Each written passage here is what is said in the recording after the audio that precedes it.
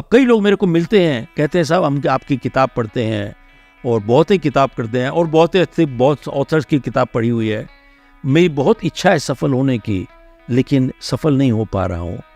तो मैं कहता हूँ कि भैया, और मेरे से पूछते क्या वजह है, मैंने कहा भैया तुम्हारी इच्छा है, यही समस्या है। तुम्हारा इरादा नहीं है सफल होने का, इच्छा है, इरादा नहीं है। इच्छा और इरादे में बहुत फर्क होता है। इच्छा का सौदा हो सकता है, इरादे का सौदा नहीं होता।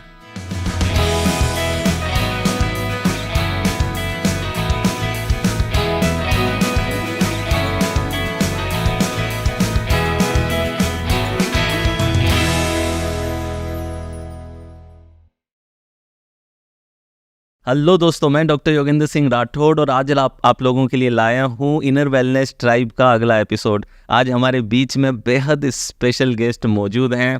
इनकी किताब यू कैन विन मैं काफ़ी यंग डेज से पढ़ रहा था और मुझे बड़ा इंस्पायर किया, मोटिवेट किया, और आज लाखों लोगों ने इनकी किताबों के जरिए एनकरेजमेंट, पॉजिटिविटी और पॉजिटिव माइंडसेट हासिल किया है। He needs no introduction, please welcome Shiv Khera ji on our show. Thank you sir, thank you, I am grateful, आपने मुझे बुलाया, बहुत धन्यवाद। तो बहुत सारे लोग तो सर आपकी स्टोरी ऑलरेडी जानते हैं, लेकिन जो हमारी यंग ऑडियंस है, अगर उसके लिए एक शॉर्ट में कि एक साधारण परिवार से जुड़ा लड़का कैसे एकदम से एक ऑथर बना, मोटिवेशनल स्पीकर बना, और I think you are one of the first one in India जिसने ये कि इस डायरेक्शन में एक इतना बड़ा करियर बन सकता है, मोटिवेशनल स्पीकिंग एंड ऑल, और मुझे से न जाने कितने लोग होंगे जो इंस्पायर हुए। आपको कहाँ से इंस्पिरेशन मिली? मैं एक बिजनेस फैमिली से था। हम लोग की कोल माइंस थी इंडिया में और तकरीबन 1000 लोग हमारे पास काम करते थे। तो मैंने माइंस क्रिएट नहीं की थी, मुझे विरासत में मिली थी। ओके। सो उसके बाद माइंस नेशनलाइज हो गई तो सब कुछ चला गया, तो हम लोग सड़क पे चले आए। कुछ परिवारों के पास पैसे थे, हमारे परिवार के पास नहीं थे। मेरे फादर की डेथ हो गई थी जब मैं कॉलेज ख़त्म किया उसी टाइम। तो I was just married at that time, 4 हफ्ते हुए थे हमारे को। तो तकरीबन 1 साल के बाद मेरी जब बेटी पैदा हुई तो मैंने अपनी मदर की कुछ लास्ट पीसेस ऑफ ज्वेलरी जाके बेची टू गेट मिल्क। मेरे पास 10 रुपये नहीं थे। उसके बाद मैंने 3 काम करने के शुरुआत की बिना पैसे के, तीनों में फेल हो गया। और फिर नवंबर 13, 1975 इंडिया छोड़ के मैं चला गया, अमेरिका गया। पहले टोरंटो गया, और क्योंकि ज़्यादा पढ़ा लिखा नहीं हूँ मैं, और मैंने बाल्टी लेके घर घर जाके गाड़ियाँ साफ़ करनी शुरू करी। 1.5 साल 2 साल यही किया मैंने, और टोटली बाय एक्सीडेंट मैं लाइफ इंश्योरेंस बेचने के अंदर उतर आया।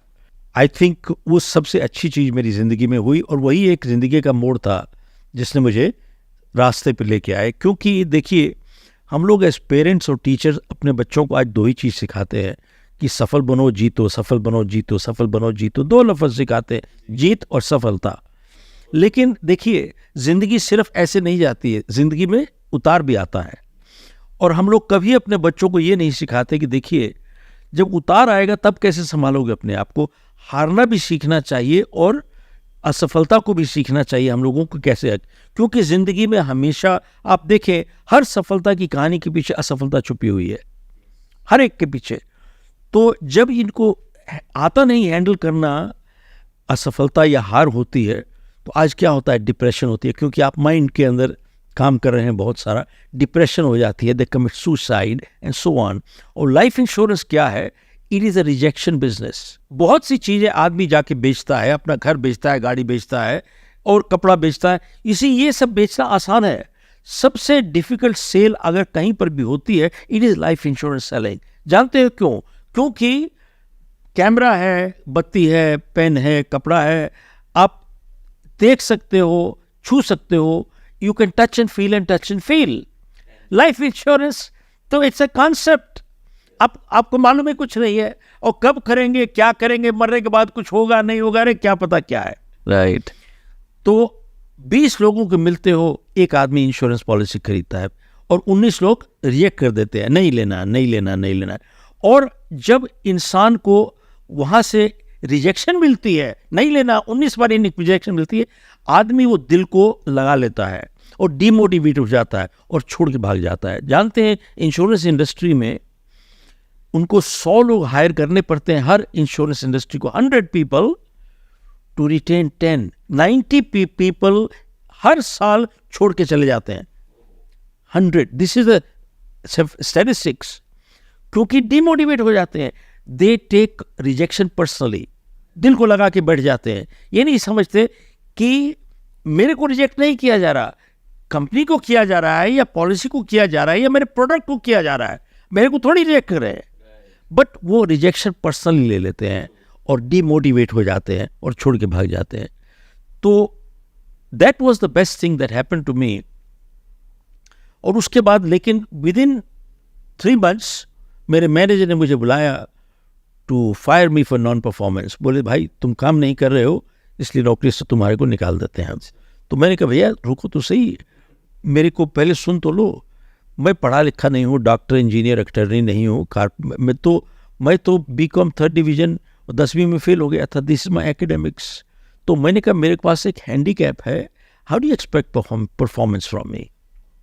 तब मैंने जिस दिन जो बात कही वाई सर, तो उसने एकदम झटक के बहुत गुस्से से मेरे को बोला, you shut up and listen to me. बहुत जोर से कड़क के बोला, you shut up and listen to me. कहता है कि you don't have a handicap, तुम्हारा नजरिया खराब है, you have a bad attitude. और तुम जैसे लोग सिर्फ अपनी जिंदगी नहीं बल्कि अपने परिवार की जिंदगी भी बर्बाद करते हो, तुम्हारे जैसे लोग। और कहता है जानते हो हैंडीकैप किसको होता है? डॉक्टर, इंजीनियर, अटर्नी, अकाउंटेंट, सबको हैंडीकैप है। ऐसे ये तो कभी सुना नहीं, उनको हैंडीकैप कैसे है? कहता है ज्यादातर देखिए दुनिया में इन लोगों ने अपना क्षेत्र चुन लिया, ये फंस गए हैं। This is generally true, generally true. बोले सब ने अपना क्षेत्र चुन लिया, ये फंस गए हैं। तुमने अपना क्षेत्र नहीं चुना, देखते नहीं दुनिया तुम्हारी इंतजार कर रही है। यही लफ्ज़ बोले उसने। तो मैंने कहा भैया मैंने तो कभी सोचा नहीं ऐसे। बोले अब तुम्हारे को नौकरी से निकाल दिया, अब तुम्हारे पास सोचने के लिए बहुत टाइम है, चले जाओ, मेरा दफ्तर छोड़ के जाओ। सब मैं उसका दफ्तर 46 साल पहले छोड़ के निकला वहाँ से। तो उस दिन शाम को मैंने देखा कि डॉक्टर नॉर्मन विंसेंट पील वहाँ पे आए थे टोरंटो में, जिन्होंने किताब लिखी पावर ऑफ पॉजिटिव थिंकिंग। तो मैं चला गया साहब वहाँ पर, 1000 लोग थे वहाँ पे। और मैंने डॉक्टर पील को देखा, 85 साल की उम्र थी, कद 5 फुट 1 इंच था, जूते के साथ 2 इंच हो गया होगा। लेकिन जिस उत्साह से वो बोले, उस दिन से मैंने कद की परिभाषा बदल दी है। इंसान का कद कभी गर्दन से नीचे नहीं नापा जाता, हमेशा गर्दन से ऊपर नापा जाता है। तो उन्होंने इतने आत्मविश्वास के साथ सारी ऑडियंस को देखा, लेकिन उस आत्मविश्वास के अंदर नम्रता थी, क्योंकि जिस आत्मविश्वास के अंदर नम्रता नहीं होती उसे अहंकार कहा जाता है। तो साहब उन्होंने देख के सबको बोला कि लगता है आप लोग बहुत शांत बैठे हैं, यहाँ पर किसी को कोई समस्या नहीं है। तो पूछा उन्होंने किसी को कोई समस्या है? तो किसके पास नहीं? तो सबने हाथ खड़ा कर दिया। तब डॉक्टर फिर बोले कि कितने लोग समस्या से छुटकारा पाना चाहते हैं? तो सबने हाथ खड़ा कर दिया। तो डॉक्टर पीर बोले कि जब मैं यहाँ पे आ रहा था, यहाँ से 200 गज दूर मैंने एक जगह देखी, वहाँ पे कुछ लोग एकदम रिलैक्स कंफर्टेबल वहाँ पर लेटे पड़े थे, उनको कोई समस्या नहीं थी। कितने लोग जानना चाहते हैं कौन सी जगह है? तो सबने हाथ खड़ा कर दिया। तो डॉक्टर पीर बोले कि 200 गज दूर यहाँ से एक शमशान घाट है और वहाँ पर कुछ लोग लेटे पड़े हैं, उनको कोई समस्या ही नहीं है, बहुत रिलैक्स्ड है। तब डॉक्टर पीर ने पूछा कितने लोग समस्या से छुटकारा पाना चाहते हैं? तो किसी ने हाथ नहीं खड़ा किया, सबने हाथ जेब में डाल दिया। तो डॉक्टर पील बोले कि याद रखिए समस्या एक जीवन का प्रतीक है। जब तक हम जिंदा रहेंगे समस्या रहेगी, जब समस्या ही नहीं रहेगी हम ही नहीं रहेंगे। और जब समस्या कम होने लगे तो वॉच आउट, क्या पता घंटी बज रही है बुलाने लगा।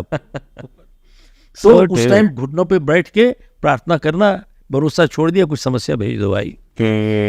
तो डॉक्टर पील ने उस दिन एक प्रार्थना दी, जो कि उस दिन से लेके आज तक मैं रोज करके निकलता हूं अपने घर से। और बहुत बारी मुश्किल हालात आ जाते हैं, आदमी हताश हो जाता है, निराश हो जाता है, लेकिन इस प्रार्थना ने मुझे बहुत एकदम ताकत दी साहब। और प्रार्थना ऐसे है, God grant me the serenity to accept the things that I can not change, and courage to change the things that I can, and wisdom to know the difference what I can and what I cannot. Wow. परमात्मा मुझे संतुलन दो, जो मैं बदल नहीं सकता आपकी सौगात समझ के स्वीकार करूँगा। क्या बात है। और अगर बदल सकता हूँ तो मुझे इतनी हिम्मत और हौसला दो कि उसे बदल दूँ, और इतनी सुबुद्धि दो कि उनमें फ़र्क बता सकूँ क्या बदल सकता हूँ और क्या मैं नहीं बदल सकता। अगर आप वाईएसआर इस प्रार्थना को एनालाइज किया जाए तो देखिए, परमात्मा मुझे संतुलन दो, जो बदल नहीं सकता आपकी सौगात समझ के स्वीकार करो। अब सवाल ये है, क्या हर चीज पे हमारा इख्तियार है? क्या हर चीज को हम घुमा के बदल सकते हैं अपने आप को सूट करने के लिए? हर चीज को मोल्ड मैनिपुलेट कर सकते हैं? Answer is no. यस, बहुत सी चीजें हमारे हाथ से बाहर है। मैंने अपने माँ बाप को नहीं चुना, आपने नहीं चुना। मैं कहाँ पैदा हुआ या मेरा फैसला नहीं था, ना आपका फैसला था। लेकिन जो मैं बदल नहीं सकता, आपकी सौगात समझ के स्वीकार करो। क्या बात है। और अगर बदल सकता हूं तो मुझे इतनी हिम्मत और हौसला दो कि मैं उसे बदल दूं, और इतनी सुबुद्धि दो कि उनमें फर्क बता सकूं, क्या बदल सकता हूं और क्या मैं नहीं बदल सकता। तो बहुत बारी लोग उन चीजों के साथ लड़ते रहते हैं जो बदल नहीं सकते, और अपनी जिंदगी में तनाव लेके चले आते हैं। आप देखिए, आप काउंसलिंग करते हैं वेलनेस के लिए, बहुत सी बीमारियां हैं, उनको कहते हैं psychosomatic. Psycho mind, Soma body. जो हमारी जिस्म के अंदर बीमारी आती है क्योंकि हमारी सोच की वजह से, उसको साइकोसोमैटिक कहते हैं। True true. बहुत बारी जो हम बदल नहीं सकते उनके साथ लड़ते रहते हैं, अपनी जिंदगी में तनाव लेके चले आते हैं, सो ट्रू। और हम अनप्रोडक्टिव हो जाते हैं, वी बिकम पैरालाइज्ड। ट्रू। तो कहते हैं कि अगर नहीं बदल सकता, आपकी सौगात समझ के स्वीकार करूं, सही और बात अगर है। बदल सकता हूं तो मुझे इतनी हिम्मत और हौसला दो कि मैं बदल दूं, और इतनी सुबुद्धि दो कि उनमें फर्क बता सकूं, क्या बदल सकता वो भी हूं बहुत और क्या जरूरी मैं है। नहीं बदल सकता। तो ये जो सोच थी डॉक्टर पील की, इस सोच को मैंने अपनी जब नई किताब लिखी यू कैन अचीव मोर, लेके 2 कदम और आगे बढ़ गया मैं। हिंदी में इसका नाम है और सफल बने। और सफल बने। हाँ, तो इसको 2 कदम आगे लेके गया। तो मैंने अपनी किताब में लिखा है कि जिंदगी एक फैसला भी है और जिंदगी एक समझौता भी है। इस बात में टकराव लगता है, लेकिन है नहीं। जिंदगी एक फैसला कैसे है? देखिए, मैं अगर आपके साथ बदतमीजी के साथ पेश आता हूं तो मैंने फैसला किया आप मेरे साथ बदतमीजी के साथ पेश आइए। मैं आपके साथ दुर्व्यवहार करता हूं तो मैंने फैसला किया आप मेरे साथ दुर्व्यवहार कीजिए। राइट। देखिए, अगर मैं झूठ बोलता हूं तो मैंने फैसला किया अपनी विश्वसनीयता को खोने के लिए। So true. देखिए, हम सब एक फैसला लेने तक आजाद हैं, जी। लेकिन जब हम फैसला ले चुकते हैं, हमारी आज़ादी खत्म हो जाती है, फैसला हम पे काबू पा लेता है। राइट। तो कई बारी मेरे से लोग पूछते हैं, जो लोग सफल होते हैं क्या गलतियां नहीं करते, और जो लोग असफल होते हैं क्या अच्छे काम नहीं करते? तो मेरा जवाब यही है कि साहब, जो लोग सफल होते हैं वो गलतियां जरूर करते हैं, लेकिन याद रखिए, गलती कभी कभार करने से इंसान कोई असफल नहीं हुआ। अपनी गलतियों को दोहराते रहने के बाद ही इंसान असफल हुआ है। ट्रू। और सिमिलरली, कभी कभार अच्छे काम करने से इंसान सफल नहीं होता। अपने अच्छे काम को दोहराते रहने के बाद ही इंसान सफल होता है। ट्रू। तो सफलता है क्या? जिंदगी में सही फैसले लेते चले जाओ, सफलता कहते हैं। गलत फैसले लेते चलेगा, उसको असफलता कहते हैं। सब दैट्स इट। अब वाईएसआर क्या हुआ कि डॉक्टर पील के प्रोग्राम अटेंड करने के बाद मैं अपने दफ्तर में गया और मैं अपने मैनेजर से दोबारा मिला। अच्छा। तो मैंने उसको बोला कि भैया, मेरे को आप नौकरी से निकाल रहे हो, मत निकालो, क्योंकि आप निकाल दोगे तो मुझे मालूम नहीं कहाँ जाऊँगा मैं। मेरी एक बेटी है 3 साल की। मैं एक कमिटमेंट देता हूँ आपको कि मैं आपको लेट डाउन नहीं करूँगा, आप मेरे से निराश नहीं होगे, लेकिन आप कागज़ विड्रॉ कर लो साहब। जी। तो मेरे को देख के कहता है, शिव, ये तुम्हारी छोटी सेल नहीं है, छोटी कमिटमेंट नहीं है, बहुत बड़ी कमिटमेंट है, बहुत बड़ी जीत है एक किस्म से। और कहता है कि तुम कमिटमेंट मेरे को मत दो, कमिटमेंट अपने आप को, अपने आप के साथ कमिटमेंट करो। राइट। तब मैंने उस दिन समझा कि एक प्रॉमिस में और कमिटमेंट में क्या फ़र्क होता है। प्रॉमिस होता है एक एग्रीमेंट दुनिया के साथ करते हैं आप, राइट। कमिटमेंट होता है एग्रीमेंट जो हम अपने आप के साथ करते हैं। तो उस दिन उसने कागज वापस ले लिए, और उस साल मैं गया, मैंने 1 मिलियन से ज़्यादा सेल किया साहब। वाओ। और नेक्स्ट ईयर 3 मिलियन, तीसरे साल 5 मिलियन। उसके बाद मैं अमेरिका चला गया, वहाँ पर मैं 3 बिजनेसेस में चला गया। मैंने 1984 में एक कंपनी खरीदी कैलिफोर्निया की, उनका न्यू जर्सी ऑपरेशन शुरू किया बिना किसी क्लाइंट के। और मैंने कंपनी बेची अपनी with 500 clients for decent sum. वाह। मैं अपनी ज़िंदगी आपके साथ क्यों शेयर कर रहा हूँ सर? वो इस वजह से कि मैं सारी ज़िंदगी फेल होता चला गया और अपने फेलियर के लिए दुनिया को दोषी ठहराता रहा। ये नहीं सोचा कि सबसे बड़ी समस्या मैं अपनी खुद ही था। बाहर कुछ नहीं बदला, सोच बदल गई और दिशा बदल गई मेरी। अब सवाल ये है, क्या हम लोग अपनी ज़िंदगी में सबसे बड़ी समस्या नहीं बनते? हम ही बनते हैं साहब। और दूसरी चीज़ मैंने सीखी, जब मेरे मैनेजर ने मुझे कहा you shut up and listen to me, बहुत ज़ोर से, तब मेरी समझ में आई कि ज़िंदगी में कभी कभी कठोर बनना पड़ता है दूसरे का भला करने के लिए। So true. और तीसरी चीज़, हमारी सब अपॉइंटमेंट्स तकरीबन 1 हफ्ता पहले एडवांस में बनती थी वहाँ पे। राइट। अगर आपकी अपॉइंटमेंट 1 हफ्ता इन एडवांस नहीं है और आप अगर सुबह उठ के सोचते हो कि आज मैं क्या करूँगा, सो आप बेरोजगार हो, आप जॉब के साथ, you are unemployed with a job. और 90% लोग, कुछ मैं एड्रेस करता हूँ, मैं भी साल में 1-2 लाख जरूर लोग हो जाते हैं, कहीं ना कहीं एड्रेस करता हूँ मैं, तो आई नोटिस कि 90% लोगों की अपॉइंटमेंट 1 हफ्ता पहले होती नहीं है साहब। दे डोंट नो कहाँ जा रहे हैं। तो आप एक बात बताओ कि आप कैसे पहुंचोगे अपने लक्ष्य पर जब मालूम ही नहीं है लक्ष्य कहाँ है। जो सबसे बड़ी चीज़ मैंने सीखी वो ये थी कि मैं कमीशन पे था। इंश्योरेंस बेचने के लिए, मेरे को पैसे कमाने के लिए इंश्योरेंस बेचनी थी, नहीं बेचता तो पैसे नहीं मिलते थे और पैसे थे नहीं हमारे पास। तब मैंने देखा अपनी कंपनी में कई लोगों को तनख्वाह मिलती थी लेकिन काम नहीं करते थे। तब मैंने सीखा कि पैसा बनाने में और कमाने में बहुत फर्क होता है। पैसा बनाना चोरी है, पैसा कमाना स्पिरिचुअल है। Right. Making money is criminal, earning money is spiritual. Right.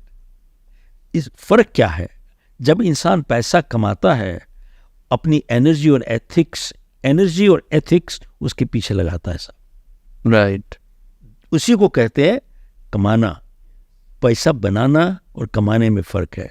और दुख की बात यह है, ज़्यादातर लोग पैसा बनाना चाहते हैं, कमाना नहीं चाहते हैं।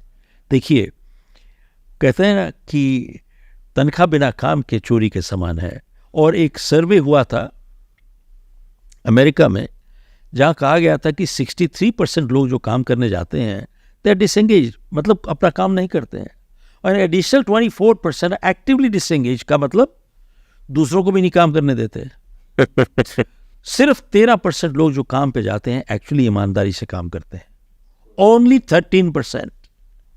और उस स्टडी में ये भी कहा गया था कि आज विद सोशल मीडिया जैसा चल रहा है, लोग काम पे जाते हैं, तकरीबन 2-3 घंटे डेली अपने पर्सनल सोशल मीडिया में लगा देते हैं। सवाल ये है, क्या इसी के हमको पैसे मिल रहे हैं? Tell me, are we getting paid for this? साहब, कोई आपकी जेब में से आपका बटुआ निकाल ले तो उसको क्या कहते हैं आप? चोर कहते हैं। जब हम ये सब करते हैं, हम क्या हैं? हम भी तो चोरी हो गए। राइट।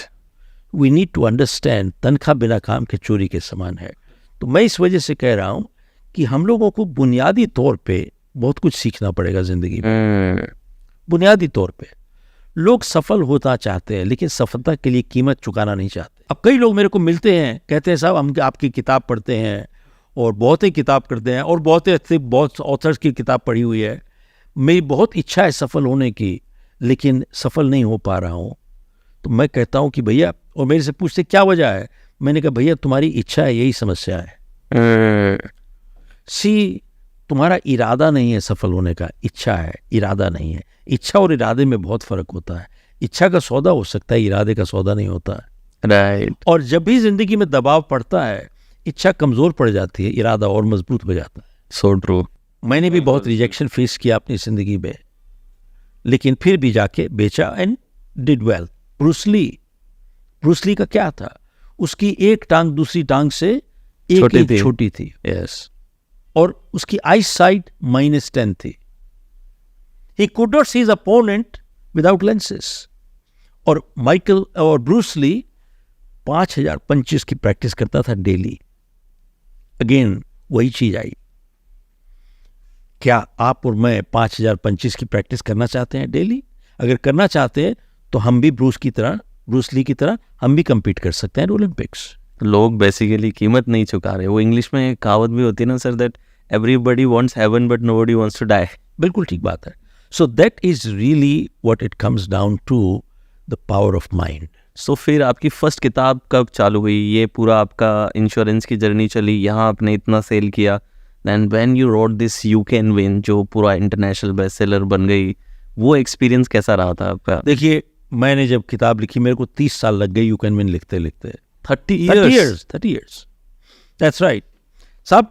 मैं तो जब लिखना शुरू किया, किस उम्र में आपने शुरू किया था? मैंने शुरू किया है, I think it was in 1978, वाह 88, 98, हाँ 98 के आसपास जाके किताब कंप्लीट हुई मेरी। Yeah. 98 में पब्लिश हुई जाके, लेकिन पब्लिश होने से पहले मेरे को 100 पब्लिशर ने रिजेक्ट किया था साहब। मेरे को कोई पब्लिश नहीं करना चाहता था। Nobody wanted to publish me. तो मैं अमेरिका में वहाँ पर पब्लिशर खोज रहा था क्योंकि आई वॉज देयर, कोई पब्लिश ही नहीं करना चाहता था। एंड शिव खेड़ा कौन है, ये नाम क्या है, किसी को कुछ मालूम नहीं था। हालांकि मैं प्रोग्राम, मोटिवेशनल प्रोग्राम शुरू किए थे वहाँ पर इन 94, 93 समवेयर, एंड फॉर लुफ्तांसा दूसरी कुछ और लोगों के साथ जाके मैंने शुरू कर दिया ये काम। ओके। लेकिन फिर भी नोबडी न्यू मी, एंड कोई पब्लिशर रिस्क नहीं लेना चाहता था। किताब छाप देंगे, पैसे लग जाएंगे, कोई खरीदेगा नहीं, तो क्या करेंगे किताब का। सही बात है। सो फाइनली सिंगापुर में the world largest publisher was this guy Prentiss hall. Okay. तो प्रेंटिस हॉल को मैंने चिट्ठी लिखी कि भैया ये मैं पहला चैप्टर भेज रहा हूँ आपको, और मैं अपनी किताब पब्लिश करवाना चाहता हूँ। तो साहब बिना मेरी किताब खोले, बिना किताब खोले और बिना पढ़े मेरा पहला चैप्टर मेरे को रिजेक्ट करके भेज दिया उन्होंने, रिजेक्शन करके कि हमारे पास 1000 लोग ऑथर बनने आते हैं पर वीक, 1000 प्रपोजल्स। ऑथर जो बनना चाहते हैं ना, किताब कुछ लिख के भेजते हैं कि हमारी किताब छाप दीजिए, 1000 पर वीक। मेरे को कहता है कि अपनी पूरी किताब का मैन्युस्क्रिप्ट भेजो, आप फिर देखेंगे, सोचेंगे हम। तो मैंने कहा यार कम से कम पढ़ तो लेते, रिजेक्ट ही करना था तो पढ़ के रिजेक्ट कर देते। तो मुझे भी बहुत तकलीफ हुई साहब। तो मैंने एक चिट्ठी उसको लिखी कि मैंने कहा भैया 10 चैप्टर है मेरी किताब में और पहला चैप्टर भेज दिया, दिस 1/10 ऑफ द बुक। अगर पहला चैप्टर ही तुम्हारे को अच्छा नहीं लगा तो बाकी 9 चैप्टर पढ़ के क्या करोगे, बेकार अपना टाइम खराब कर रहे हो। तो मैंने कहा मैं आपको भेजूंगा भी नहीं। देखिए रिजेक्टेड ऑथर नॉर्मली चिट्ठियां लिखते नहीं वापस पब्लिशर्स को। यस। तो मैंने साहब चिट्ठी उनको लिखी, तो उन्होंने को अजीब लगा थोड़ा, तो उन्होंने कहा ठीक है आप भेजिए, हम पढ़ेंगे, इसमें विल मेक एन एक्सेप्शन। तो जब उन्होंने पहला चैप्टर पढ़ा तो उन्होंने कहा तो उसमें कुछ ठीक लग रहा है, तब उन्होंने बोला कि भाई ठीक है हम आप आइए। और उसके बाद पब्लिशर्स कॉन्ट्रैक्ट कभी आप देखेंगे तो कभी साहब पढ़ के साइन नहीं कर सकते आप साहब। वाई सर, उसमें पहला सेंटेंस ही जो लिखा होता है ना उसमें, here by this is the publisher, here bye is the author, author gives all rights known, unknown, present, future, every right he gives out to the publisher. Known right, unknown right, current right, future right, everything you give. और 6 page उसके बाद और contract में थे। तो मैंने कहा यार इस पहली लाइन के बाद बाकी 8 पेज लिखवाते क्यों? तो मैंने सब कुछ ये दे दिया, अपने बच्चों का भी दान कर दिया तेरे को, तो रह क्या गया मेरे पास? I author gives all rights, known, unknown, in every manner to you.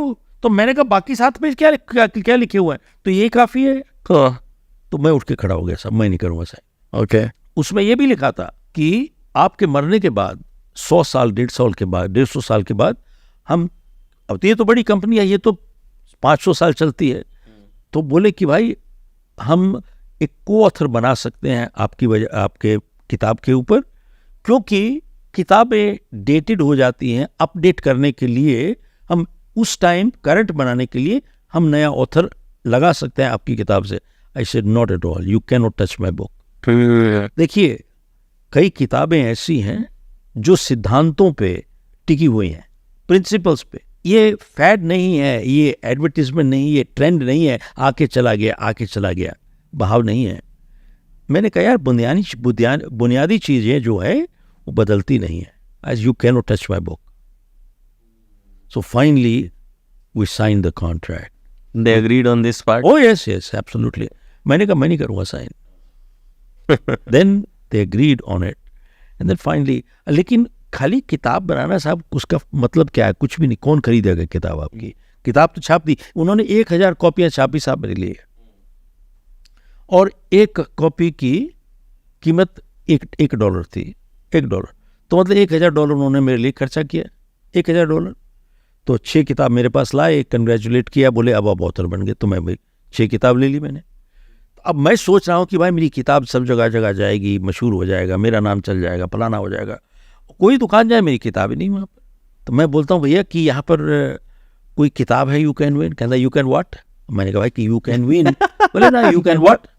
तो मैंने कहा हो सकता है किताब के नाम से नहीं जानते होंगे, ऑथर के नाम से जानते होंगे. तो मैंने कहा भाई वो उसका ऑथर है शिव खेरा. बोले शिव व्हाट. शिव व्हाट.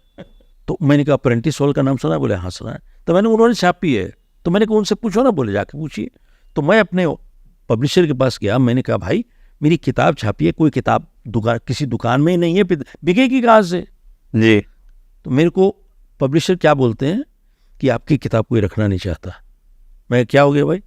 कहता है यू आर अननोन ऑथर. कोई भी अपनी आपको स्पेस नहीं देना चाहता है, क्योंकि स्पेस दुकान में स्पेस देनी पड़ती है आपके लिए.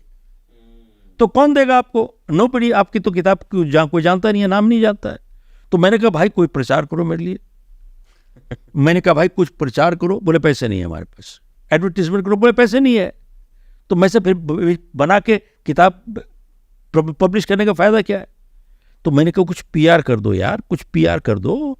कम से कम कोई रिव्यू के लिए भेज दो 50 जगह पर. कहता नहीं भेज सकते, कुरियर के चार्जेस लगते हैं. और मैंने कहा यार काट लेना मेरी रॉयल्टी से, अगर कोई रॉयल्टी होगी तो. तो साहब मेरी किताबें उन्होंने भेजनी शुरू करी इधर उधर. तो कहीं छोटे छोटे रिव्यू आने शुरू हो गए इधर उधर. तो साहब मलेशिया में सबसे बड़ी अखबार वहाँ पे है. तो अचानक एक दिन क्या हुआ कि फुल पेज रिव्यू दिया उन्होंने. Full page review. अच्छा. Headline oh. Don't buy this book. है. Don't buy this book. Headline don't buy this book. Shiv Khera ने कोई नई चीज नहीं लिखी है इसमें. कोई नहीं है. ये वही पुरानी wine in a new bottle वाली बात है. कुछ नहीं नया लिखा है. और पैसे बचा लो, अपना पैसे वेस्ट मत करो. सब फुल पेज. वो उसकी अखबार की कटिंग मेरे सिंगापुर ऑफिस में भेज दिया उन्होंने. हमारे पास हमारा ऑफिस है सिंगापुर. मैं नहीं था उस टाइम. मैं कहीं I must have gone at a speaking engagement somewhere. तो मेरी वाइफ को कटिंग मिली, पूरी अखबार मिली. तो उसने फोल्ड करके फाइलों के नीचे रख दिया. अब 2 साल के बाद मैं दफ्तर चेंज कर रहा था, अपना दफ्तर सरेंडर कर रहा था. तो मैं फाइलें क्लियर कर रहा था, कागज फाड़ रहा था. तो जब फाइलें क्लियर करनी तो फाइलों के नीचे से वो अखबार निकली. मैं पूरा लिखा था डोंट बाय दिस बुक. तो मैंने अपनी वाइफ से पूछा कि भाई तुम्हारे को मालूम है ये आया है तो वहाँ से मलेशिया से 2 साल पहले. बोले हाँ मैंने तो रखा है यहाँ पर. तो मैंने कहा बताया क्यों नहीं. कहते बताने में है क्या. आप मेहनत कर रहे हो, इतना काम कर रहे हो, आपने इतनी अच्छी किताब रखी है, ये लोग आपको नीचे गिराना चाहते हैं, तो आप पढ़ के क्या होगे, निराश हो जाओगे. तो इसलिए मैंने दिखाया ही नहीं आपको. और इस 2 साल के अंदर मेरी किताब बेस्ट सेलर बन चुकी थी. अच्छा. बन चुकी थी. उसके बाद मुझे मालूम हुआ कि ऐसा है. तब तक तो मुझे मालूम ही नहीं था. तब से मैंने एक चीज़ सीखी वाई सर कि ज़िंदगी में आप अच्छा काम करोगे लोग निंदा करेंगे, बुरा करोगे तो भी लोग निंदा करेंगे. बस एक ही चीज़ सीखी है, अच्छा करते जाओ, निंदा की परवाह ना करो, आगे बढ़ते जाओ साहब. That's all. And this is how this brand has been created and the rest is history. बाकी तो सब पता और ही. उसके बाद तो और 2 साल के बाद मैंने उनसे भी अपनी किताब ले ली जब बेस्ट सेलर बन गई थी. और देना नहीं चाहते थे मेरे को. और वो फंस गए थे, कहीं पर अटक गए थे. तो बिना मेरी परमिशन के उन्होंने किसी को लैंग्वेज के राइट्स दे दिए और लैंग्वेज में पब्लिश कर दी. मैंने कहा यार ये क्या किया आपने. अच्छा. विदाउट माई परमिशन आपने अलग अलग लैंग्वेजेस में जाके बाकी पब्लिशर्स को राइट्स दे दिए, जो राइट्स आपके पास है ही नहीं आपके पास. तब जो फंस गए, तब मैंने कहा देखिए अब मुझे वापस कर दीजिए राइट ईमानदारी से. नहीं तो दिस इज ए फ्रॉड। तो उन्होंने कहा यार ये इतनी बड़ी वर्ल्ड कंपनी है, publishers, largest publisher, I am a small fry, छोटा आदमी हूँ मैं। तो उन्होंने कहा यार इसको दे के बाहर निकालो यहाँ से। तो उन्होंने मेरे को राइट्स वापस दे दिए। अभी तो I think millions of copies इसके well now total of all our books close to 10 million। 10 million, क्या बात है, very inspirational. Even in my young days I read this book and it was extremely, और ये winners don't do different things, they do things differently, ये तो ऐसा dialogue है I think सब लोगों तक पहुंचा। देखो क्या है अपना वायसार है, बहुत सिंपल है, बहुत सरल चीज है, लेकिन गहराई है इसमें। जीतने वाले कोई अलग काम नहीं करते, हर काम अलग ढंग से करते हैं। तो अक्सर लोग पूछते हैं अलग ढंग से क्या काम करते हैं, तो अलग ढंग से ये करते हैं जीतने वाले कि वो ऐसे काम करने की आदत बना लेते हैं जो हारने वाले कभी करना नहीं चाहते। Right, true. हारने वाले सुबह नहीं उठना चाहते, जीतने वाले भी नहीं उठना चाहते, लेकिन फिर भी उठते हैं। हारने वाले मेहनत नहीं करना चाहते है, जीतने वाले भी नहीं करना चाहते, लेकिन फिर भी करते हैं। जीतने वाले उस काम करने की आदत बना लेते हैं जो हारने वाले कभी करना नहीं चाहते। क्योंकि अगर हमको कोई काम भी सोच के करना पड़े तो हम निपुणता से कभी नहीं कर पाएंगे, never. It must come automatic, automatic reflex action होना चाहिए। देखिए, क्योंकि हर काम 90% जो हमारा व्यवहार है वो आदतन है, आदत से आता है, सोचते नहीं है हम लोग, आदत से आता है। इसी जब हम छोटे थे तो माँ बाप क्या कहते थे, अच्छी आदतें बनाओ, आदतों से चरित्र बनता है। ठीक, अच्छी आदतें होंगी तो अच्छा चरित्र होगा, बुरी आदतें होंगी तो बुरा चरित्र होगा। क्योंकि 90% हमारा व्यवहार जो है इट इज हैबिचुअल, राइट। और अच्छी आदतें मुश्किल से आती हैं लेकिन उनके साथ जीना आसान है, बुरी आदतें आसानी के साथ आती हैं लेकिन उनके साथ जीना मुश्किल है। और जब तक हम आदत को पकड़ते हैं, आदत हमको पकड़ चुकी होती है। आप अक्सर सुनते होंगे साहब इसकी तो किस्मत अच्छी है, मिट्टी को हाथ लगाता है सोना हो जाती है, इसकी किस्मत खराब है, सोने को हाथ लगाता है मिट्टी हो जाती है। आप देखिए, इस बात में सच्चाई है लेकिन किस्मत नहीं है। देखिए, जब जिसको हम कहते हैं इसका आदमी की किस्मत अच्छी, मिट्टी को हाथ लगाता है सोना हो जाती है, उसका जीवन परखें और हर ट्रांजैक्शन परखें उसकी जीवन की। आप देखेंगे पॉजिटिव व्यवहार जो है एक आदत सी बन चुकी है, जब करते हैं सही करते हैं, जब करते हैं सही करते हैं। पॉजिटिव बिहेवियर एक आदत बन गई है, उनके रिफ्लेक्सेस चलते हैं, राइट, करेक्ट। और जिसको हम कहते हैं इसकी किस्मत खराब है, सोने को हाथ लगाता है मिट्टी हो जाती है, आप उसका जीवन परखें, हर ट्रांजैक्शन परखें। उसमें आप देखेंगे नेगेटिव बिहेवियर एक आदत सी बन चुकी है, जब करते हैं गलत करते हैं, जब करते हैं गलत करते हैं, जब करते हैं गलत होता है, उनके रिफ्लेक्सेस गलत करते हैं, राइट। तो वही कहते हैं ना कि सफलता एक आदत है और असफलता भी एक आदत है। Yes. आदत। कुछ लोग जो काम करते रहते हैं हर काम में सफल हो जाते हैं, और कुछ लोग जो हाथ लगाते हैं गलत फेल हो जाते हैं। क्या बात है यार, उनका व्यवहार देखो, ट्रांजैक्शन देखो, और ब्लेम करते हैं किस्मत को। आप देखिए, किसी फौजी से पूछ लो आप, 60% of the career in the फौज वो सिमुलेशन करते हैं वॉरफेयर की। सिमुलेशन क्या होती है, उसको कहते हैं कि वो वॉर गेम्स खेल रहे होते हैं जैसे अब जंग चल रही हो, ड्रिल्स जैसे कहते हैं इसको। अभी जैसे क्यों? क्योंकि वो रिफ्लेक्स एक्शन में लाना चाहते हैं। क्यों? क्योंकि उनके मालूम है कि जब अगर वॉर हो जाएगी और अगर उनके सोचना पड़ेगा जंग कैसे लड़ते हैं, कभी लड़ पाएंगे? नहीं लड़ पाएंगे, नहीं लड़ पाएंगे, पैनिक होगा। It must become reflex action. True. So यही चीज है जो हमको अपने अंदर एक रिफ्लेक्सेस में लानी है। तो ये किताब जो है यू कैन विन, ये उसी का निचोड़ है सारा, वी मस्ट ब्रिंग इट। और जो नई किताब है यू कैन अचीव मोर, और सफल बन सकते हैं, इसका एक सब टाइटल है कि if you want to stand out you need to do something outstanding. अगर आप आउटस्टैंडिंग बनना चाहते हैं तो आपको कोई आउटस्टैंडिंग काम करना पड़ेगा। राइट। तो अक्सर लोग कहते हैं कि मैं साहब एक्स्ट्राऑर्डिनरी सक्सेस चाहता हूँ, एक्स्ट्राऑर्डिनरी पैसा चाहता हूँ, एक्स्ट्राऑर्डिनरी ज़िंदगी चाहता हूँ। उनको पूछना पड़ेगा अपने आप से कि भैया तुम एक्स्ट्राऑर्डिनरी इंसान हो, तुम्हारे अंदर एक्स्ट्राऑर्डिनरी कमिटमेंट है ज़िंदगी में? क्या तुम एक्स्ट्राऑर्डिनरी मेहनत करना चाहते हो? क्या तुम्हारे अंदर एक्स्ट्राऑर्डिनरी ईमानदारी है? क्या तुम्हारे एक्स्ट्राऑर्डिनरी इंटेग्रिटी है? क्या तुम्हारे एक्स्ट्राऑर्डिनरी रिलेशनशिप्स हैं लोगों के साथ? भैया अगर तुम्हारे पास कुछ एक्स्ट्राऑर्डिनरी है नहीं तो तुमको कुछ एक्स्ट्राऑर्डिनरी मिलेगा भी नहीं। तो पहले सही बात है। पहले कुछ बनना पड़ेगा कुछ हासिल करने के लिए। कहते हैं ना भैया तुम्हारा कटोरा खाली नहीं होगा तो आपका भरेगा कैसे? तो खाली कटोरा लेके जाओगे तभी तो सीख के आओगे। कुछ बनोगे तब मिलेगा, कुछ बनोगे तब मिलेगा। जब है ही नहीं तुम्हारे कुछ लेने के लिए तो मिलेगा क्या? कुछ भी नहीं मिलेगा। So beautiful. एंड अक्सर लोग कहते हैं कि साहब जब भी कोई सफलता की इंसिडेंट देखते हैं तो कहते हैं साहब किस्मत अच्छी है, सही जगह पे सही टाइम पे बैठा होगा तो इसको सब कुछ मिल गया। नो, ये इनकम्प्लीट स्टेटमेंट है।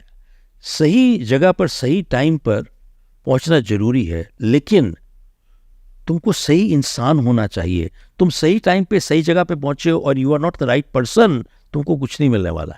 You must be the right person also. And then यहाँ से भी खत्म नहीं होता।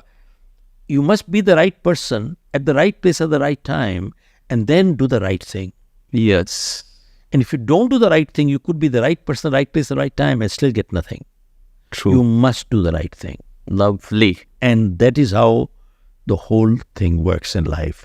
लेकिन दुख की बात पता है क्या है वाई साहब? एक चीज ने हमारे देश को बहुत नुकसान पहुंचाया है, जी। वो ये है अंधविश्वास। आप तो बॉडी माइंड कनेक्शन की बात करते हो, वेलनेस की बातें करते हो। जी।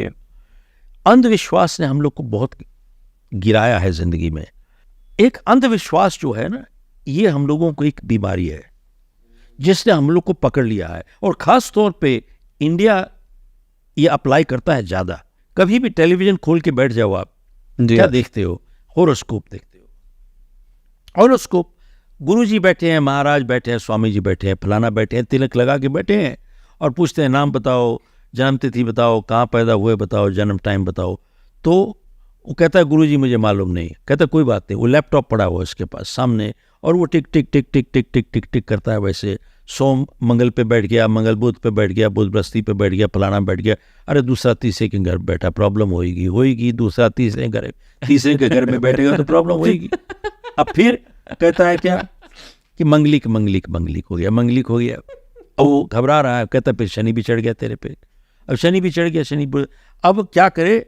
कहते हैं शनि को उतारने का उपाय क्या है? कहते उपाय ये है कि काला रुमाल लो, उसमें काली दाल डालो, फिर काला काजल लगाओ, फिर काले बाल वाला खोजो, उसके बाद 7 बारी खोपड़ी पे घुमाओ, फिर काला कुत्ता खोजो, फिर काला बर्तन खोजो। सब यही कुछ लोग कर रहे हैं। दुख की बात यह है कि यही कुछ लोग कर रहे हैं आज। मैं ये पूछना चाहता हूं कि शनि परमानेंट इंडिया में क्यों रहता है? कभी ऑस्ट्रेलिया नहीं जाता, न्यूजीलैंड नहीं जाता, यहीं बैठा हुआ है परमानेंट। आप देखिए, स्वामी विवेकानंद की जीवनी पढ़िए, स्वामी दयानंद की पढ़िए, गुरु नानक की पढ़िए। उन्होंने कभी इन चीजों में यकीन नहीं किया, बल्कि इन चीजों के खिलाफ उन्होंने आवाज उठाई, लड़ाई करी। आप देखिए, सिख परिवारों में कोई पत्री नहीं मिलाते, सिख परिवारों में कोई मंगलिक नहीं होता, सिख परिवारों में कोई शुभ मुहूर्त नहीं होता शादी का। आप जानते हो हर सिख वेडिंग होती है संडे को। संडे को सूट नहीं करता, सैटरडे को कर देते हैं। सैटरडे को सूट नहीं करता, फ्राइडे को कर देते हैं। अंधविश्वास के खिलाफ लड़ाई की उन्होंने। लेकिन हम लोग अंधविश्वास में इतना जकड़े हुए हैं। न्यूमरोलॉजी है, फलाना है, जेमोलॉजी है, फलाना ये लेके। मैं एक आदमी को देखा 10 अंगूठियां पहने होता, 10 उंगलियों में 10 अंगूठियां पहनी हुई थी। ये इसके लिए, ये उसके लिए, उसके लिए। मैं क्या 10 नीचे भी पहनती है क्या तूने? कहाँ बैठे हो आप? सर बताऊं आपको, एक बारी मैं एयरपोर्ट जा रहा था जी। तो अचानक ड्राइवर ने जोर से ब्रेक मारी तो गाड़ी रुक गई।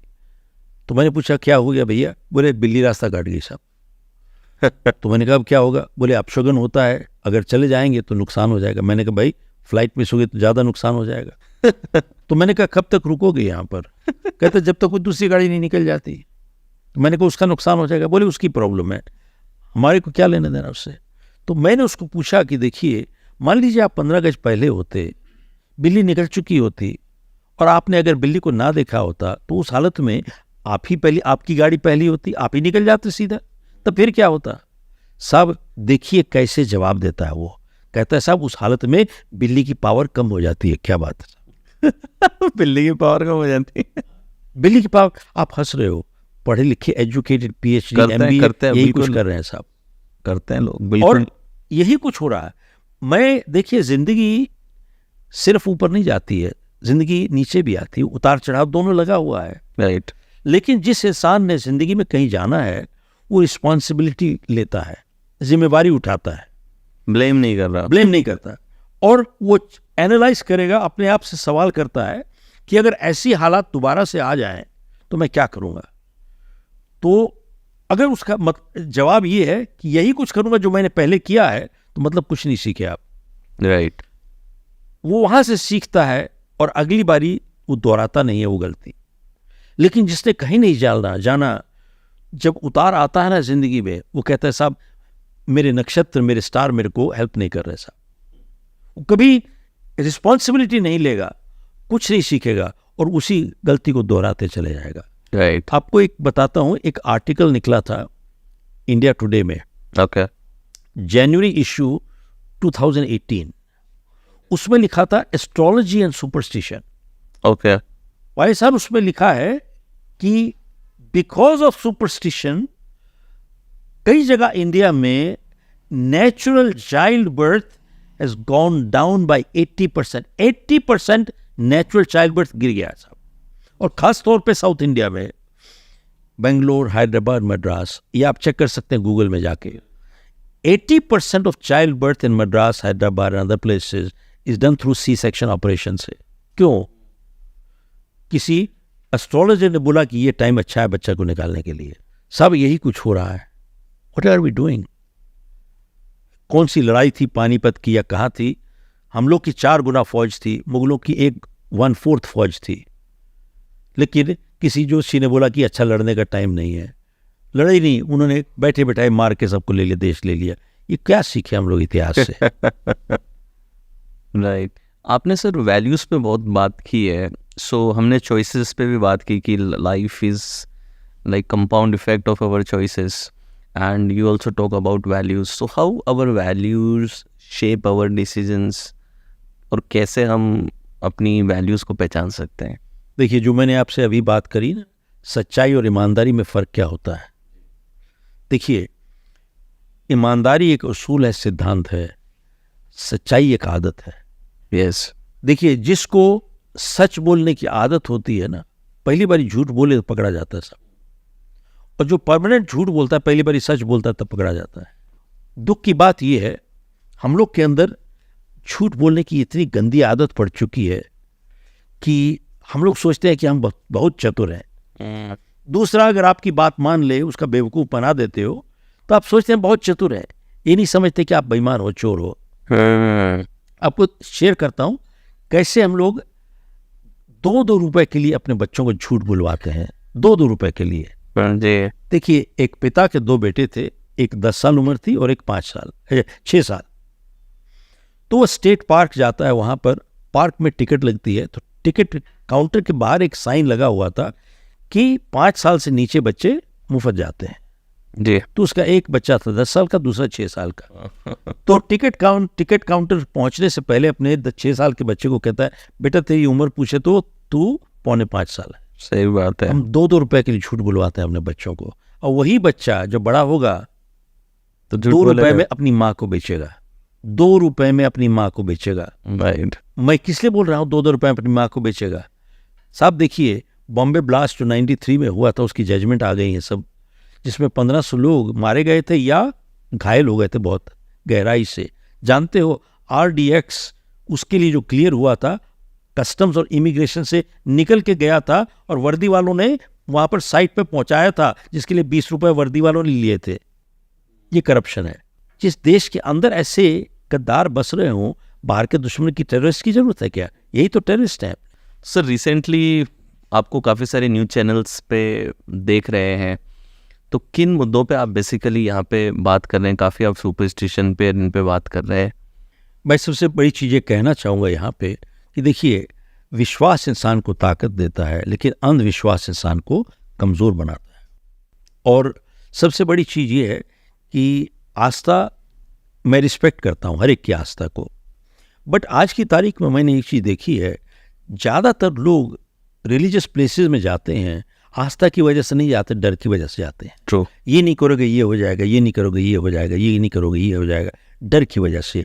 देखिए, इंसान, आदमी जितना स्पिरिचुअल होता है उतना स्ट्रांग बनता है, ट्रू। रादर देन कि इन चीज़ों से कमज़ोर नहीं बनना चाहिए आदमी को। हम लोग भगवत गीता से क्या सीखे, महाभारत से क्या सीखे? कुछ नहीं सीखे। आप देखिए, जब कर्ण का पहिया फंसा हुआ था और अर्जुन वहां पे वेट कर रहा था इसको कि ये पहिया निकल जाए तो फिर लड़ाई शुरू की जाए, तो कृष्ण भगवान ने बोला अर्जुन को, यही टाइम है, मार दो इसको। तो अर्जुन ने क्या बोला कि साहब ये वीरता के खिलाफ जाता है किसी निहत्थे पे वार करना। तो कृष्ण भगवान क्या बोले, अरे तुम तो ना समझो, ये निहत्था नहीं है, ये शस्त्रहीन है, निहत्था नहीं है। 5 मिनट पहले ये तुम्हारे को मार रहा था, तुम मर जाते। ये शस्त्रहीन हुआ है तुम्हारी ताकत की वजह से। ट्रू। ये निहत्था नहीं है, मारो इसको। किसी ने बोला क्षमा कर दो उसको, ना ना ना ना ना ना, ना। मारो उसको, मार दिया उसको। राइट। दूर क्यों जाते हो आप? मेरे को एक बारी किसी ने पूछा, मैं एड्रेस कर रहा था, किसी ने पूछा कि साहब आप गांधीवादी हो क्या? तो मैंने पूछा कि भैया गांधीवादी कौन होता है, गांधी के क्या सिद्धांत हैं जो आप इसको गांधीवादी कहते हो? तो बोला गांधी के 3 सिद्धांत थे। पहला कि प्यार से आप दुनिया को जीत सकते हो, नंबर 1, नंबर 2 सहनशीलता, नंबर 3 अहिंसा। 3 सिद्धांत थे गांधी के। तो मेरे को पूछता है आप गांधीवादी हो? तो मैंने कहा भैया ऐसा है, मैं पिछले 45 साल से अमेरिका में रहता हूँ, लेकिन हिंदुस्तानी हूँ, और उस हिंदुस्तानी की होने की वजह से हम अपने जो ग्रंथ हैं उनको रिस्पेक्ट करते हैं। भगवत गीता है, गुरु ग्रंथ साहब है, एंड वी रिस्पेक्ट देम। मैंने पढ़े नहीं है भाई, लेकिन सुने जरूर है। राइट। तो मैंने कहा आपने पढ़े हैं क्या? बोले हाँ मैं पढ़े हैं। उसने मेरे को बोला, तो मैंने उसको पूछा कि भैया एक बात बताओ, क्या राम गांधीवादी थे? तो आपके 3 सिद्धांत जो हैं, पहला प्यार से आप सारी दुनिया को जीत सकते हो, क्या राम जीत पाए? नहीं जीत पाए ना। तो पहला राम फेल हो गए पहले सिद्धांत में। दूसरा आपने कहा सहनशीलता, तो क्या राम ने बोला कि मैं बहुत सहनशील हूं, तुम सीता को उठा के ले गए, कोई बात नहीं, दूसरी सीता ले आऊंगा, दूसरी को ले जाओगे तीसरी ले आऊंगा, तीसरी को ले जाओगे चौथी ले आऊंगा? क्या ये बोले? बोले ना ना ना ना ना, मैं किडनैपर्स के साथ लड़ता हूं, I do not tolerate kidnappers, I am not tolerant. और तीसरा आपने बोला अहिंसा। तो राम ने क्या किया? राम ने अपने वेपन निकाले और मार दिया, उसका सिर काट दिया उसे उठा के। राइट। इसको कहते हैं हिंसा। Right. Even for self defence. Right. क्या राम ने बोला सत्याग्रह कर लो? क्या राम ने बोला अनशन कर लो? क्या राम ने बोला कॉम्प्रोमाइज कर लो? बोला ना, कट सिर काटो इसका। राइट। ना लड़ना बेवकूफी है, ना लड़ना कायरता है। तो अपने परिवारों के लिए, अपने बच्चों के लिए। मैंने कहा तुम सीखे यही कि तुम सीखे ही कुछ नहीं। मैंने कहा ध्यान से सुन ले, मैं गांधीवादी नहीं हूं। एक चीज, और सबसे बड़ी चीज ये है, हम लोगों के अंदर रीजनलिज्म इतना फैला हुआ है। हम लोग गुजराती, बंगाली, मद्रासी पहले हो चुके हैं, हिंदुस्तानी है ही कोई नहीं यहाँ पर। ट्रू। और मैं तो देखता हूं कि महाराष्ट्र में वो कहता है मराठी में बोलूंगा, नेशनल स्पीच दे रहा है लेकिन मराठी में दे रहा है। बंगाल में वो स्पीच दे रही है चीफ मिनिस्टर, वो बंगाला में दे रही है। अरे कौन समझ रहा है? किसी को समझ में नहीं आ रही है, खाली वहीं के लिए। तो आज तो इतना रीजनलिज्म फैल चुका है, वहां खत्म करते हैं, जय हिंद करते हैं, जय महाराष्ट्र करते हैं, जय बॉम्बे करते हैं, जय जुहू करते हैं। अरे यार क्या हो गया तुम्हारे को? जय वसंत विहार करूं मैं? क्या करूं? What are we talking? Foolish. Right. NOTA एक मैंने एप्लीकेशन फाइल की थी, none of the above, none of the above. NOTA मेरे पे पिटिशन पे थी। हमारे को नोटा का बिल पास करवाना पड़ेगा, नोटा का बिल पास करवाना ही पड़ेगा। वो क्या है? तभी आपको अच्छे लोग आएंगे, अच्छे लोग आएंगे तभी देश अच्छी तरह अच्छे रास्ते पे चलेगा। So true. उसके बगैर नहीं होगा। और नोटा का हमने जो बोला है, आज का एक विडंबना ये है कि देखिए तकरीबन 50% जो लेजिस्लेटर्स हैं आज स्टेट में और सेंटर में, उनके क्रिमिनल रिकॉर्ड्स हैं 50%। ओह। ये कैसे अच्छे काम करेंगे आपके लिए? तो मैंने कहा है कि नोटा, और आज की तारीख में लोगों को दुविधा ये है कि मैं वोट करने जाऊं तो किसको जाके वोट करूं, सभी का रैकेट कोई अच्छा नहीं है। राइट। तो क्या करते हैं, या तो कहते हैं मैं जाऊंगा नहीं, वोट ही नहीं करूंगा, तो 50% वोटिंग होती इंडिया में, और अगर वोट नहीं करते हो तो आप अच्छे नागरिक नहीं हो। तो अब जाता है तो अब किसको वोट दे, तो क्योंकि कैंडिडेट ही सारे अच्छे नहीं हैं तो क्या करता है, अपनी जात पे वोट दे देता है, या उनमें से सबसे कमजोर क्रिमिनल जो है उसको जिता देता है। अब जो सबसे कमजोर क्रिमिनल था उसको ताकत मिल गई, जीत गया, अब वही सबसे बड़ा क्रिमिनल बन गया साहब। इसको डेमोक्रेसी कहते हैं साहब। This is not democracy, this is the biggest joke on democracy. तो हमने कहा है कि नोटा को एक कैंडिडेट के समान ट्रीट करना चाहिए। अगर नोटा जीतता है, सबसे ज्यादा वोट नोटा को मिलती है, तो इन सब कैंडिडेट्स को डिस्क्वालीफाई कर देना चाहिए उस एक कॉन्स्टिट्यूएंसी से, only for that one election, एक इलेक्शन के लिए और एक आने वाली इलेक्शन के लिए उनको डिस्क्वालीफाई कर दो, बाहर करो। ओके। आपका हक है खड़े होने का, इनका हक है रिजेक्ट करने का। तो इन्होंने रिजेक्ट कर दिया, तो आप फिर से कैसे खड़े हो सकते हो यहां पर? हम कह रहे सिर्फ एक ही कॉन्स्टिट्यूंसी से, उस एक इलेक्शन के लिए आने वाली और क्या होगा, बाहर निकल जाएगा साहब वो। जब ऐसी स्थिति आती है, आपके पास वॉइड कभी हो नहीं सकता, ब्लैंक खाली कभी कोई स्थान नहीं रहता, तो ऑटोमेटिकली अच्छे आदमियों के लिए आने के लिए रास्ता खुल जाएगा, जगह बनेगी। नंबर 1। ब्यूटीफुल। नंबर 2, जो पॉलिटिकल पार्टीज हैं आज क्रिमिनल को खड़ा कर देते हैं, जानते हो क्यों? कहते हैं कि जीतने का चांस है इसका, चाहे गुंडा हो, जीतने का चांस है। जब उनको मालूम होगा कि ये रिजेक्ट हो सकता है, वो मजबूर हो जाएंगे, they have to put good candidates, otherwise vote नहीं मिलेगी, कट जाएगी वोट। और आज क्या करे वो, आज की तारीख में नोटा अगर जीत भी जाता है, आपकी 1% वोट है, उसकी 50% वोट है, वो हार गया, नोटा हार गया, एक वाला जीत जाता है। ये कौन सी डेमोक्रेसी है यार? तो हम लोग को देश को अगर सही रास्ते पे ले जाना है, we have to bring the right democracy, और नोटा को जिताना है, एक कानून बनना चाहिए उसके लिए। काफ़ी सारा एजुकेशन आज लोगों को मिला आपके इन पॉइंट से। I am sure that audience is going to love it. And now we will move to the rapid fire. So now we are moving to rapid fire with Shiv Khera ji. आपका आज की तारीख में डेली रूटीन क्या है? मैं 10 बजे करीब उठता हूँ सुबह, और रात को लेट सोता हूँ, कभी 1-2 बज जाता है, 3 बज जाता है, 4 बज जाता है। तो इसलिए मैं डेली रूटीन है कि उसके बाद मैं 11-12 बजे, करीब 12 बजे तक ऑफिस पहुंचता हूं, उसके बाद मैं बिजी रहता हूं। तो मेरे को स्टार्टिंग ट्रबल है, लेकिन उसके बाद स्टॉपिंग ट्रबल हो जाती है, कि रोकना मुश्किल हो जाता है। रिलैक्सिंग टाइम में आप क्या करना पसंद करते हैं? I would love to spend time with my family, that's most important to me. Lovely.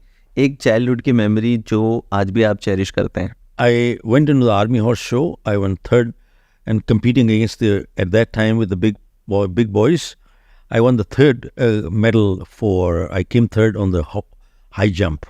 And I used to go play polo at the President Bodyguard. एक चीज जिसके लिए आप सबसे ज्यादा ग्रेटफुल हैं? I'm grateful for my mother who gave me good values, and my wife who stood by me through good time, bad times. Beautiful. Top 3 books जो आपकी लाइफ में जिसने डीपली इन्फ्लुएंस किया? Life History of 10 Sikh Gurus. अगर आपको time machine मिले तो आप पास्ट में जाना चाहेंगे या फ्यूचर में? I would like to go into past. Human life का सबसे इनवैल्यूएबल एसेट क्या है according to you? Integrity and courage. क्या आप मानते हैं हायर पावर जो हमारे पाथ्स को गाइड करती है? बिल्कुल, मैं I believe in higher power. आपकी लाइफ के 3 ऐसे सिद्धांत जिन पे आप हमेशा अडिग रहते हैं? इंटेग्रिटी, अपने वैल्यूज़ पे टिका रहना है इंसान को, और हिम्मत और हौसले से बंधे रहो, ताकि बहुत ज़रूरी है। और तीसरी चीज़, हम लोग की एक रिस्पॉन्सिबिलिटी है, एक समाज सेवा और देश सेवा। सो लास्ट सर, ये जो हमने इनिशिएटिव लिया कि वेलनेस पे और लोगों को ये अवेयरनेस दिलाना कि अपनी इनर वेलनेस का, अपने माइंड का ख्याल रखें, अपनी इंटरनल वेलबींग का ख्याल रखें। So what is your take on this initiative? I think it's a great initiative, बहुत अच्छा इनिशिएटिव है, क्योंकि इंसान की जो बॉडी माइंड कनेक्शन है, एक हमारी फिजिकल स्ट्रेंथ नहीं होगी, मेंटल स्ट्रेंथ दोनों इकट्ठे जाती है। इसी फिजिकल स्ट्रेंथ हमारे को एक स्टेमिना देता है, एक एनर्जी देता है, एक सस्टेनेंस देती है। और जब हम फिजिकली स्ट्रांग नहीं होते, डेट जिस तरीके की हम डिसीजंस लेते हैं, it impacts our decision making process. जब इंसान फिजिकली कमज़ोर हो जाता है, जो फैसले लेता है वैसे उस हालात में, जब फिजिकली स्ट्रांग है वैसे फैसले कभी नहीं लेगा वो। राइट। तो आदमी mentally also you have to be strong, and both physical strength gives mental strength gives physical. They are so strongly connected. Beautiful, sir.